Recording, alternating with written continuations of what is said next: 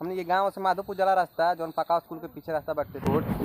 देखिए रोड के हाल का हो गइल बाटे, करीब 500 फीट गहरा ई कुल मतलब रोड टूट गइल बाटे।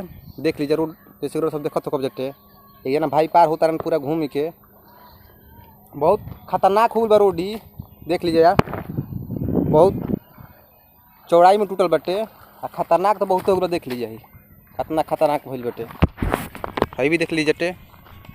हाँ रोड पता ना कब ले बनी, बाकी सब वीडियो में आगे बन रही रोड सब दिखाओ तनी कहाँ कहाँ रोड टूटल बा। हमनी के गांव जहाँ से स्टार्ट होता हो जावा से देख लीजिए भैया एक जना बाने यहाँ से पूछल जाओ तो भैया रोड टूटल बाटे तो कैसा लगता? ठीक लगता है? तार नहीं हो जाता ठीक लगता है। हमारा तो खराब लगता है, मतलब रौरा कैसा लगता है? मैंने हमारा नहीं लगता है देखा तो खराब लगता नु बहुत बहुत लगता है। हेन तनिया जे लाइट पर तटे तो ई रोड बने के चाहिए नु।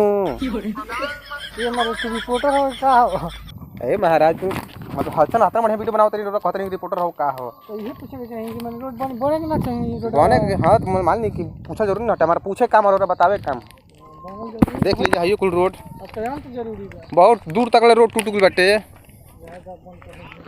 वीडियो में आगे बढ़ नहीं जटे और दिखाओ तनी कहाँ कहाँ रोड टूटल बाटे।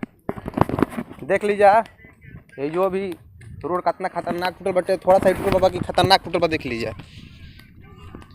गंगा जी कितना ना तेज धार गिरत नु कि रोड जहे तहे से मतलब रोड बहुत ज़्यादा टूटल बाटे। देख लीजिए